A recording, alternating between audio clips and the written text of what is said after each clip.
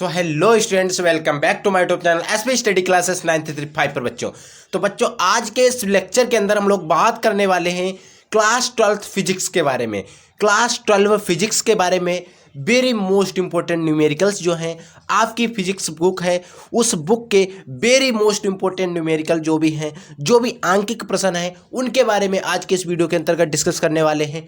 जो आपके board exam 2024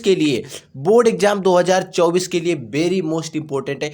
अगर आपको भी बोर्ड एग्जाम 2024 देना है और अच्छे से मार्क्स लाने हैं तो आपको वीडियो कंप्लीट देख लेना है, शुरू से लेकर अंत तक देख लेना है और अच्छे से समझ लेना है कि न्यूमेरिकल को हम कैसे हल करते हैं और कैसे न्यूमेरिकल हमारे बोर्ड एग्जाम के अंतर्गत आते हैं। इन सारी चीज़ों के बारे में हम लोग डिस्कस करेंगे। जैसा कि आपको पता ही होना चाहिए कि इस वर्ष हमारा कुछ सिलेबस कम हुआ है। पिछले कई सालों से कोरोना काल से हमारा सिलेबस जो है वो कम होता हुआ आ रहा है। हर साल कुछ ना कुछ सिलेबस चेंज हो जाता है। तो ऐसे में होता क्या है, न्यूमेरिकल की इंपॉर्टेंस ही ज़्यादा बढ़ जाती है, क्योंकि सिलेबस कम हुआ तो उसमें कुछ टॉपिक भी कम होंगे। और ऐसा तो है नहीं उस जो चैप्टर कम हुए हैं उनमें इंपॉर्टेंट टॉपिक नहीं थे, ऐसा नहीं था। थे फिजिक्स में, जैसे फोटो डायोड वगैरह था, बहुत इंपॉर्टेंट था। और सौर ऊर्जा वगैरह जो था बहुत, सोलर सेल था, सोलर प्लांट, इस प्रकार के क्वेश्चन जो थे बहुत इंपॉर्टेंट डेरिवेशन थे। यानी कि एक तरीके से क्वेश्चन आते थे, बहुत ज़्यादा एग्जाम में पूछे जाते थे और इंपॉर्टेंट होते थे। वो चैप्टर को हटा दिया, यानी कि उन टॉपिक को हटा दिया, तो उनकी जगह पर कुछ तो पूछा जाएगा। क्या पूछा जाएगा? हो सकता है न्यूमेरिकल को जो उनकी इंपॉर्टेंस है उसको दे दें, हो सकता है डेरिवेशन को बढ़ा दें, हो सकता है थ्योरेटिकल क्वेश्चन को बढ़ा दें, और हो सकता है कुछ हमारी टिप्पणियाँ और परिभाषाएं आती हैं उनको या रूल्स को बढ़ा दें। कहीं ना कहीं से तो नंबर मेंशन करेंगे। आपका जो एग्जाम में पेपर होने वाला है वो आपका 70% जो होता है उसी को आपको करना है। 70% हमारे सिलेबस में इस साल है और 70 नंबर का हमारा पेपर होता है और 30 नंबर का हमारे प्रैक्टिकल होता है। अगर इनको जोड़ दें तो हमारा पूरा पेपर 100 नंबर का होता है, ये बात आपको पता है। इसमें अगर 70% की बात करें सिलेबस है, 30% प्रैक्टिकल का होता है, 100% में हमें पूरे नंबर मिलते हैं। यानी कि अगर हम बात करें तो 70 नंबर का हमें पेपर देना होता है, 30 नंबर के प्रैक्टिकल, 100 नंबर होता है। ठीक है, तो आपका 70 नंबर का जो तब पेपर आता था 100 आने वाला है, उसमें तो कमी हुई नहीं है। लेकिन कुछ टॉपिक हटाएंगे ना, उनमें टॉपिक को मेंशन किया जाएगा, कहीं ना कहीं से नंबर पूरे किए जाएंगे ना।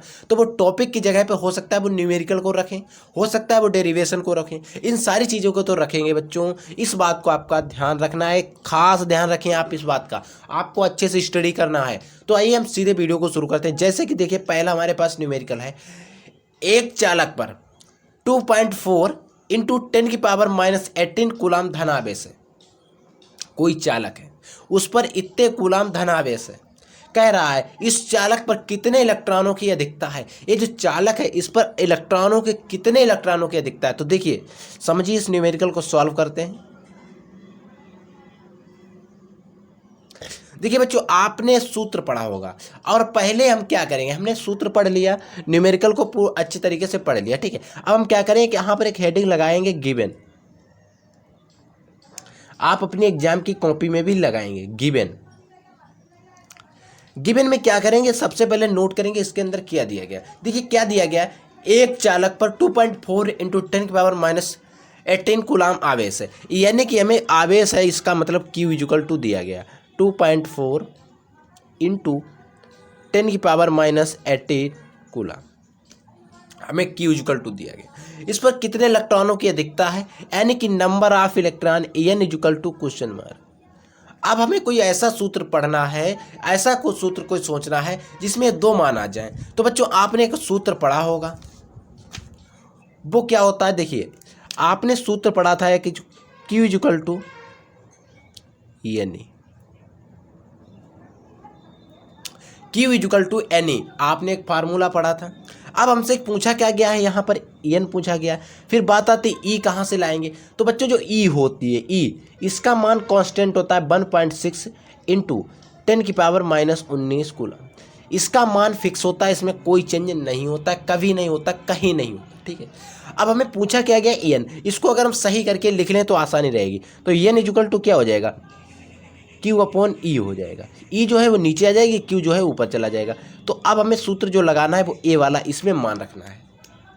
अब देखिए, N इक्वल टू क्या हो जाएगा, Q का मान हमें कितना दिया गया है, 2.4 इंटू 10⁻18 डिवाइडेड बाई ई का मान दिया गया है 1.6 इंटू 10⁻19। समझ में आ गया। दशमलव को दशमलव से हम काट देंगे, ठीक है। अब इस जो 19 है इनको बच्चों हम अगर ऊपर ले जाते हैं तो ये हो जाएंगे प्लस के 19 हो जाएंगे। अब सोचिए अगर ये प्लस के 19 यहाँ पर पहुँचा देंगे तो ये माइनस के 18 है, तो यहाँ पर क्या बचेगा, प्लस का 1 बचेगा नहीं बचेगा। तो n इक्वल टू क्या बचा, 24 गुणे 10 की घात 1, वो भी किस में, प्लस में, डिवाइड बाई 16। सही है। अब इसको काटिए, 8 दूनी 16, 8 तियाएँ 24, ठीक है। अब प्लस की घात 1 है, इसका मतलब यहाँ पर एक 0 है, तो इसको घात को हटा के हम सीधे यहाँ पर एक 0 बढ़ा देंगे और 2 नीचे हैं तो 2 से काट देंगे, 15 दूनी 30, यानी कि कितना आया, 15। तो n इक्वल टू बच्चों कितना आ गया हमारे पास, 15। यहाँ पर बच्चों कितने इलेक्ट्रॉनों की अधिकता है, ये हमारे आंसर आ गया इलेक्ट्रॉन, ठीक है। यहाँ पर बच्चों इस क्वेश्चन के अंदर इस सूत्र में हमें क्या पता चला कि ये जो आवेश है, धन आवेश, एक चालक है, इस पर इतना आवेश है, तो इस पर जो इलेक्ट्रॉनों की अधिकता है वो है 15 इलेक्ट्रॉनों की अधिकता है, ठीक है। आपको आई होप अच्छे से न्यूमेरिकल समझ में आ गया होगा। अगर कोई भी डाउट रहता आप हमें कमेंट करके तुरंत पूछ सकते हैं, आपको डाउट नहीं रहना चाहिए, आसानी से समझा रहा हूँ बच्चों। देखिए नेक्स्ट न्यूमेरिकल, देखिए दूसरा न्यूमेरिकल क्या है, इसको आप समझिए। देखिए बच्चों दूसरा न्यूमेरिकल हमसे कह रहा है कि 1 सेंटीमीटर त्रिज्या के गोले को, 1 सेंटीमीटर त्रिज्या का कोई गोला है, उसको 1 कूलाम आवेश देने से गोले के पृष्ठ पर उत्पन्न विभव। देखिए मान लीजिए ये कोई गोला है, एक सपोज दैट, इसकी जो त्रिज्या है वो 1 सेंटीमीटर है, 1 सेंटीमीटर है। इसके पृष्ठ पर यहाँ पर 1 कूलाम आवेश है, कितना, 1 कूलाम। यहाँ पर इस के पृष्ठ पर है, तो पृष्ठ पर कूलाम इतना आवेश है, तो यहाँ पर कह रहा है विभव जो उत्पन्न होगा उसके लिए हमें बताइए इस पर कितना विभव उत्पन्न होगा। तो हम इसको विभव बता रहे हैं, कितना विभव इस पर उत्पन्न होगा। देखिए बच्चों इस सूत्र में भी क्या करेंगे, सबसे पहले लिखेंगे गिवन हमें क्या दिया गया। देखिए गिवन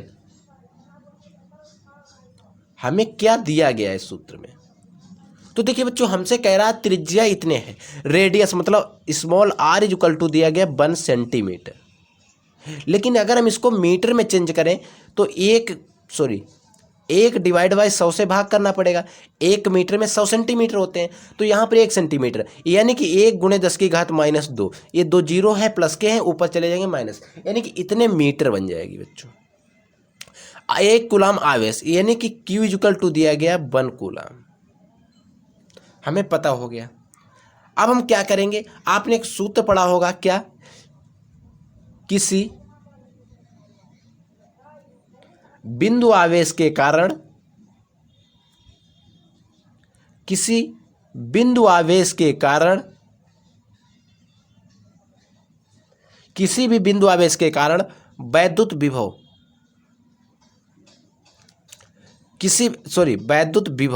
किसी बिंदु आवेश के कारण उत्पन्न वैद्युत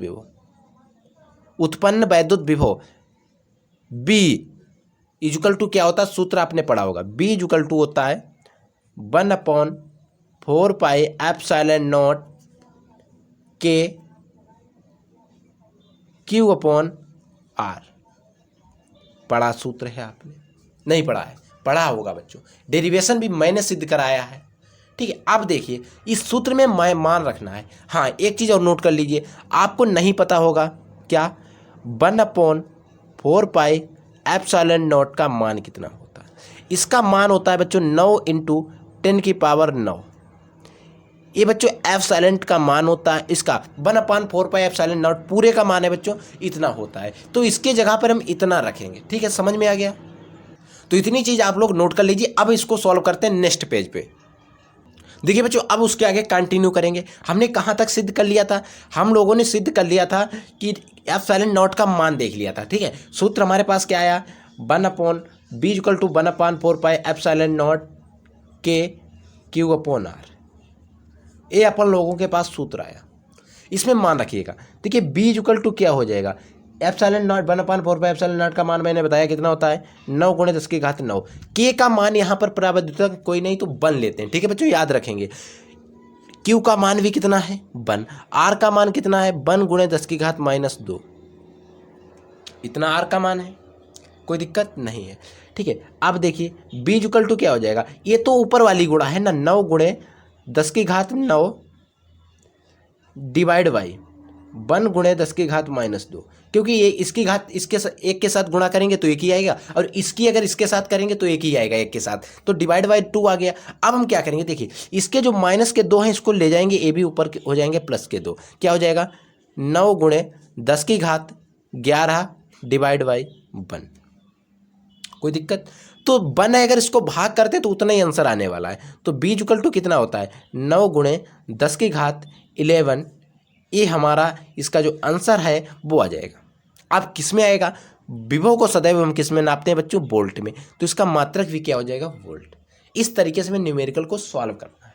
ठीक है, इसका आंसर आ गया, कितना आया 9 गुणे 10 की घात प्लस की 11 वोल्ट, इतना इस पर विभव होगा। इसके पृष्ठ जो था उस पर कितना विभव होगा, 9 गुणे 10 की घात 11 विभव, 11 वोल्ट विभव होगा। देखिए बच्चों, जो इसकी सतह होगी यहाँ पर वोल्ट विभव कितना हो जाएगा, आपने सिद्ध किया है, निकाला हुआ है, कितना 9 गुणे 10 की घात 11 वोल्ट विभव हो जाएगा। यहाँ पर इस पर इतना विभव उत्पन्न होगा अगर 1 कूलाम आवेश देंगे, 1 सेंटीमीटर त्रिज्या है तब। ठीक है, नेक्स्ट न्यूमेरिकल नंबर 3 देखिए।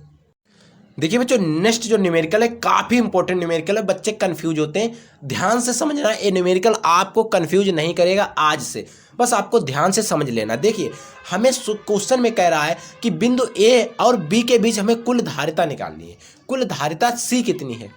अब हम क्या करेंगे, जो भी इसमें संधारित्र लगे हुए हैं इनको मान लेंगे। पहले इसको मान लेंगे हम C1, इसको मान लेंगे C2, और इसको C3, और इसको C4 मान लिया, कोई प्रॉब्लम नहीं।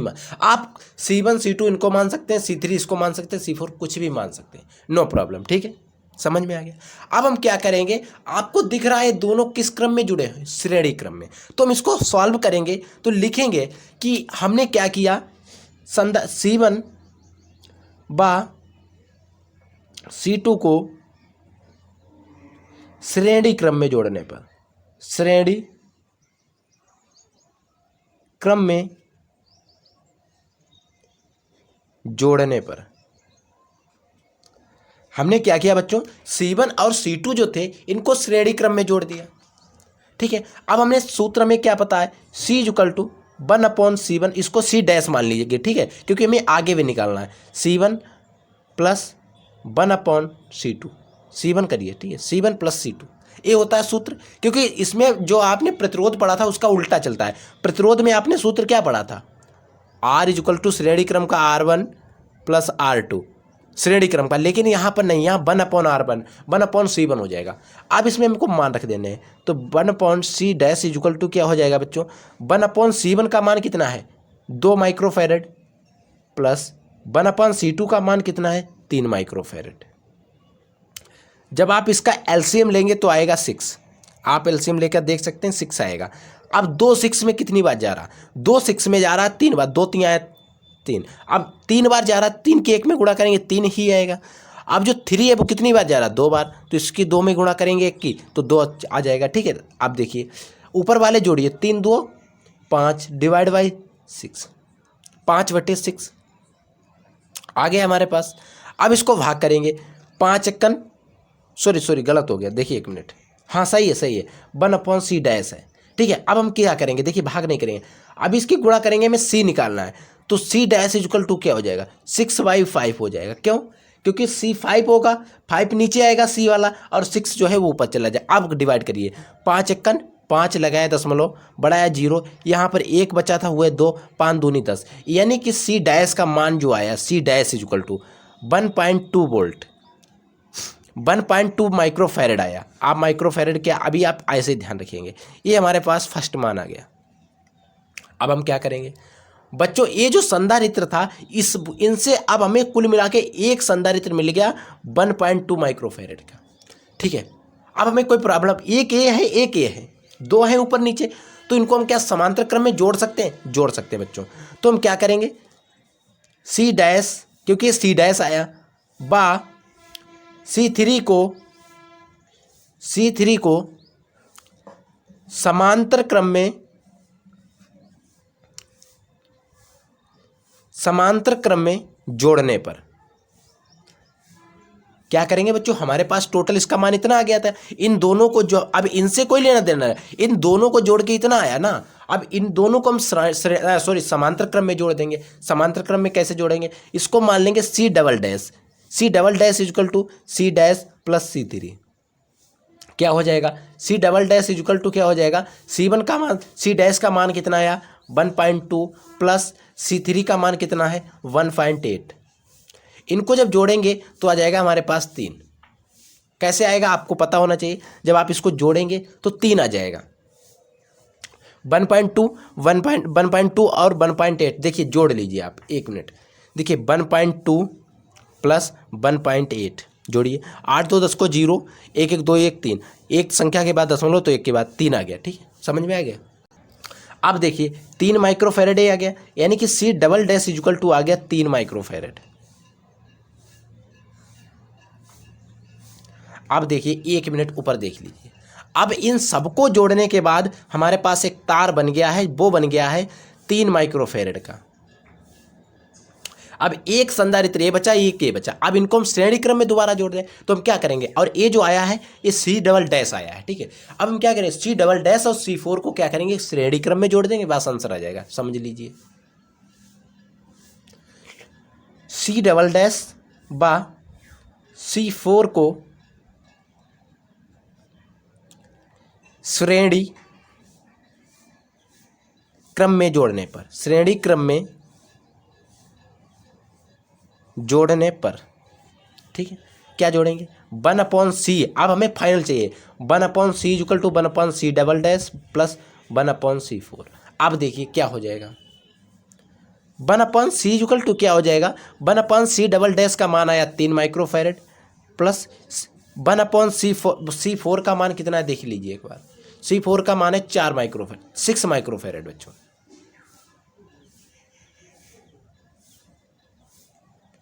कितना है 6 माइक्रोफैरेड। जब आप इनको एलसीएम लेंगे, यानी कि जब इसका लासा लेंगे 6, 3 का, तो क्या आ जाएगा बच्चों, इसका जब एलसीएम लेंगे तो 6 आ जाएगा। अब 3 दूनी 6, यानी कि 2 बार गया प्लस 1 इक्वल टू 3/6 आ गया। ठीक है, तो 1/c इक्वल टू क्या आ गया 1/6, वो सॉरी 3/6, 3/6। तो अब इसकी गुणा इसके साथ देखिए तो क्या हो जाएगा 3c इक्वल टू 6 हो जाएगा। तो हमें c चाहिए ना, तो 6 डिवाइड बाई 3 हो जाएगा, 3 दूनी 6, यानी कि c इक्वल टू आ गया 2 माइक्रोफैरेड। ये हमारे पास आंसर आ गया। कैसे आया देखिए, ये जो आंसर आया c 3, यानी कि आप देखिए 1 मिनट, जब हमने इन दोनों को जोड़ा तब हमारे पास ए बना, जब इन दोनों अब ए बना तो इसको जोड़ा तो ए बन गया, अब इन दोनों को जोड़ दिया तो हमारे पास बन गया 2 माइक्रोफैरेड का एक संधारित्र। तो अब मान लीजिए एक तार ये था, एक तार ये था, अब इनके बीच में एक संधारित्र बचा और जिस पर कितना है 2 माइक्रोफैरेड का है, यानी कि एक तार ए और बी के बीच में जो आई गई धारिता वो इतनी आ गई है। समझ में आ गया। पूरा न्यूमेरिकल एक बार और देख लीजिए, अच्छे तरीके से समझ लीजिए, क्योंकि इस तरीके से न्यूमेरिकल आपके बोर्ड एग्जाम के अंतर्गत जरूर आते हैं और आपको समझना जरूरी है। आइए इसी प्रकार से एक न्यूमेरिकल और लगवा देते हैं तो आपकी प्रैक्टिस हो जाएगी।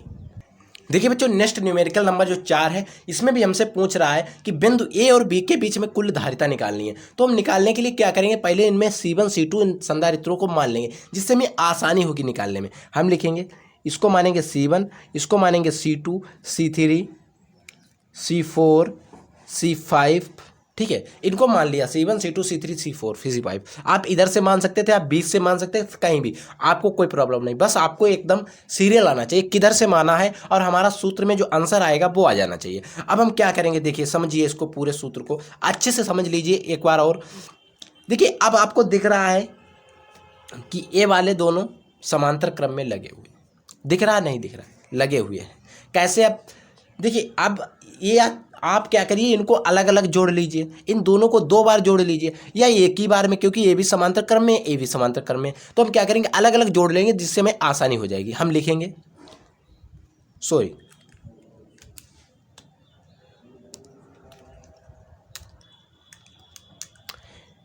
C1 व C2 को समांतर क्रम में जोड़ने पर समांतर क्रम में जोड़ देंगे। देखिए सी डैश इक्वल टू क्या हो जाएगा, C1 प्लस C2। ठीक है, अब इसमें मान रखिए, देखिए सी डैश इक्वल टू क्या हो जाएगा, C1 का मान 1 प्लस C2 का मान भी 1 है। आपको दिख रहा है 1 माइक्रोफेरेड के हैं, तो इक्वल टू क्या हो जाएगा 2 माइक्रोफेरेड, 2 म्यू एफ। ठीक है, एक मान आ गया। अब हम क्या करेंगे, देखिए अब आप ऐसे समझ लीजिए, अब हम क्या करेंगे C3 C4 बा C5, C4 और C5 इनको क्या करेंगे को समांतर क्रम में जोड़ने, को समांतर क्रम में लिख लेंगे आप। ठीक है, आगे समांतर क्रम में फिर जोड़ रहे हैं इनको, तो क्या हो जाएगा, आपको मान लेंगे C double dash equal to C4 plus C5। अब देखिए C double dash equal to क्या हो जाएगा, 1 1 2 यानी कि 2 माइक्रोफेरेड, यानी कि 2 माइक्रोफेरेड ए भी आ गया। अब देखिए ए भी 2 माइक्रोफेरेड था, 1 माइक्रोफेरेड 1 तो यानी कि 2 माइक्रोफेरेड आ गया, यानी कि हमारे पास 2 मान आ गए C1 और C डबल डैश। अब 1 मिनट समझिए, अब देखिए आपको पता हो गया कि इन दोनों को जोड़ा तो हमारे पास 2, यानी कि इसके बीच में 1 माइक्रोफेरेड अगर इस तार में हम जोड़कर इधर लगा दें तो इसका आ जाएगा 2 माइक्रोफेरेड। कोई दिक्कत, अगर इसमें इसको जोड़ दें और बीच में लगा दें 2 माइक्रोफेरेड आ जाएगा, 2 म्यू एफ आ जाएगा। अब एक बात समझिए, आप इनसे ध्यान को हटा दीजिए एक बार बिल्कुल, क्योंकि इनको तो हमने हल कर लिया है। अब देखिए तीनों एक लाइन में लगे हैं, क्या इनको श्रेणी क्रम में बच्चों हम जोड़ सकते हैं, जोड़ सकते हैं। हम लिखेंगे क्या, ए वाला जो आया इसको सी सिंगल डैश है, सी डबल डैश है, और ये C3 है, लिखेंगे सी डैश बा सी डबल डैश तथा C3 को श्रेणी क्रम में जोड़ने पर, को श्रेणी क्रम में जोड़ने पर देखो 1/C इक्वल टू क्या हो जाएगा, 1/C dash plus 1/C double dash plus 1/C3।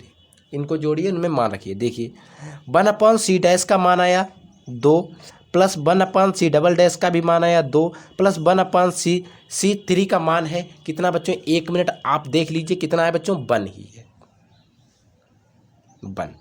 जब आप इसको ऐसे करेंगे 1 है इसका मान, जब आप इसका एलसीएम लेंगे तो बच्चों एलसीएम कितना आ जाएगा एलसीएम आ जाएगा इसका 2। आप कहें कैसे, आप 2 को एक ही बार में काटेंगे, दोनों कट जाएंगे, तो इसका एलसीएम बच्चों कितना आ जाएगा 2। आप 2 की एक बार 2 में गुणा करिए 1 ही आएगा, प्लस 2 की 1 में करिए 1 ही आ जाएगा, प्लस 1 की 2 में करेंगे 2 बार जाएगा, और 2 1 2, यानी कि ऊपर कितना आ गया 1/C इक्वल टू आ गया 4/2। अगर आप इसकी गुणा करेंगे ऊपर जोड़ लेंगे तो 4 हो जाएगा। देखिए अब हमें निकालना है C इक्वल टू क्या हो जाएगा, इसकी गुणा इसके साथ करेंगे और इसकी इसके साथ, यानी कि C4 इक्वल टू हो जाएगा 2। अब हमें C चाहिए तो C इक्वल टू क्या हो जाएगा, 1 मिनट, हाँ सही है, ठीक है। अब देखिए C इक्वल टू क्या हो जाएगा 2/4 हो जाएगा। अब हमें ऐसे तो देखिए C/4 2/4, अब क्या 2 को 4 से हम डिवाइड कर सकते हैं, नहीं। अब हम क्या करेंगे, दशमलव लगाएंगे, इधर 0 बढ़ा देंगे, अब काटेंगे 4 पंचे 20, कितना आ गया 5 बार गया, 4 पंचे 20। ठीक है, तो C इक्वल टू कितना आ गया 0.5 म्यू एफ माइक्रोफैरेड। यानी कि इसका कहने का मतलब ये आ गया, जो बिंदु A और B है, यानी कि बिंदु A है और बिंदु B है, इसके बीच में एक जो संधारित्र तुल्य धारिता बनी हमारी, वो 0.5 माइक्रोफैरेड बनी। इतनी इसके बीच में तुल्य धारिता है। ये सूत्र का मतलब है। इसको एक बार और आप देख लीजिए, ऊपर से नीचे तक अच्छे से समझ लीजिए। एक एक चीज़ को मैंने समझा दिया है, नॉमिनेज भी कर दिया है, और इसी प्रकार से आपके बोर्ड एग्जाम के अंदर भी न्यूमेरिकल आते हैं। क्योंकि ये जो न्यूमेरिकल हमने आपको बताए हैं, अगर आप अंसाल पेपर उठा के देखेंगे बच्चों, तो आपको कई बार आए हुए मिलेंगे। मैंने वो न्यूमेरिकल बताए जो बोर्ड एग्जाम के अंतर्गत आते हैं, और सारे न्यूमेरिकल मैं आपको प्रैक्टिस करवाने वाला हूँ। तो आप लोग हमारे साथ जुड़ जाइए। आपको वीडियो अगर पसंद आ रहा हो तो वीडियो को लाइक करते चलिए। चैनल पर नए तो चैनल को सब्सक्राइब जरूर कर लेना, क्योंकि जो भी मैं वीडियो अपलोड करूँ उसका नोटिफिकेशन आपके पास समय समय पर पहुंचे और आपकी तैयारी समय समय पर बेहतर हो सके। तो आई होप मैं मिलते हैं नेक्स्ट वीडियो में नए टॉपिक के साथ। तब तक के लिए जय हिंद, वंदे मातरम।